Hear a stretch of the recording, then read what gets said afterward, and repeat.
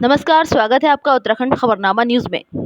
पंतनगर में बीते एक माह पूर्व नैनीताल हाईकोर्ट में एक दायर जनहित याचिका पर सुनवाई करते हुए हाईकोर्ट ने अवैध कब्जों को चिन्हित कर उन्हें 15 दिन में भूमि खाली करने का आदेश दिया था, जिसमें विश्वविद्यालय ने भी 62 लोगों को चिन्हित कर उन्हें नोटिस भेज दिया कि उनकी भूमि से अतिक्रमण तुरंत हटाया जाए। इसी क्रम में वन विभाग, पीडब्ल्यूडी, सिंचाई विभाग, राष्ट्रीय राजमार्ग प्राधिकरण के लोगों ने अतिक्रमण के प्रति तेजी लाते हुए नपाई चालू की, जिसको लेकर स्थानीय लोगों में हड़कंप मच गया।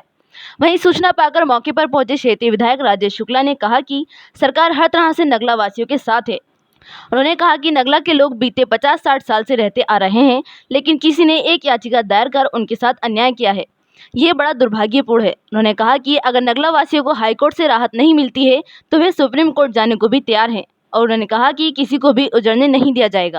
देखिए, ये बड़ा दुर्भाग्यपूर्ण है कि नगला जो एक बहुत पुरानी आबादी है, पिछले 70 वर्षों से लोग यहाँ बसे हुए हैं, बल्कि ज़्यादा, और इनको जिस तरीके से हाई कोर्ट में रिट डाल करके इनको हटाने का एक फैसला कराया गया है, उससे एक दुर्भाग्यपूर्ण स्थिति खड़ी हो गई लोगों के सामने।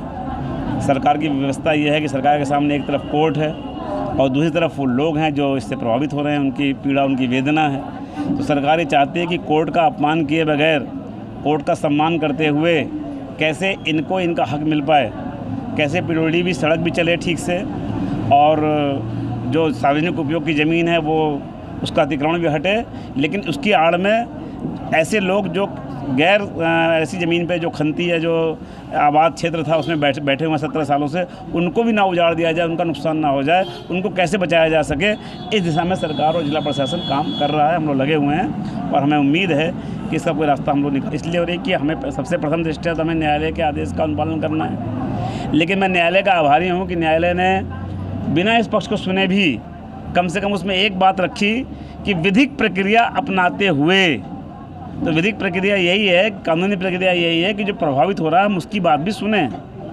हम सरकार का पक्ष है कि सरकार न्यायालय के आदेश का पालन कराएगी, लेकिन कराने से पहले वह उनकी बात भी सुनेगी जो इससे प्रभावित हो रहे हैं, और उसके बाद सरकार उसका बीच का रास्ता निकालेगी जो विधि सम्मत भी हो और आम जनता के हित में भी हो। पहले विषय आया ही कब? 50 वर्षों का हिसाब मैं तो नहीं दे पाऊँगा। मैं तो जितने वर्षों से हूँ उतने वर्षों से इसको नगर पंचायत बनाने के लगा हुआ हूँ।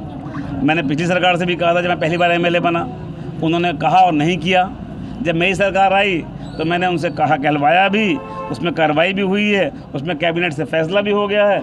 इसी बीच वो मुख्यमंत्री जी बदलने का कार्यक्रम आ गया था और तब कोरोना आ गया, लेकिन कैबिनेट से पास है ऑलरेडी इसको नगर पंचायत देने का दर्जा देने का काम, और वो बहुत जल्दी इसका जीव हम लेकर आ रहे हैं कि नगर पंचायत बनेगा, ये नगला और पंतनगर मिला करके। हम तो जवाहर नगर को चाहते थे, लेकिन उन्होंने मना किया तो हमने उसको उसमें से माइनस कर दिया है। जवाहर नगर के बिना हम बना रहे हैं। लेकिन ये जो अतिक्रमण का इशू है, इस पर तो मुझे ताज्जुब है कि जिस समय लाल कुआं को दिया गया उस समय क्यों नहीं दिया गया। जो लोग थे उस समय बताएं, जिनकी सरकार थी, जो एमएलए थे, जो लोग थे, उन्होंने क्यों नहीं उसमें किया?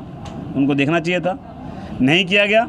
लेकिन जब से मेरी जिम्मेदारी आई, जब से मेरे क्षेत्र में आया है, तब से मैं निरंतर इस बात के लिए प्रयासरत हूँ कि जो नगला की आबादी है इसको उसकी ज़मीन का मालिकाना हक भी मिले और इनको नगरीय सुविधाएं भी मिलें, ताकि अपने विकास को आगे बढ़ा सकें। लड़ेंगे, अंत तक लड़ेंगे, अंतिम सांस तक लड़ेंगे, और मुझे लगता है कि हमारी जीत होगी। पंतनगर से उत्तराखंड खबरनामा न्यूज़ की रिपोर्ट।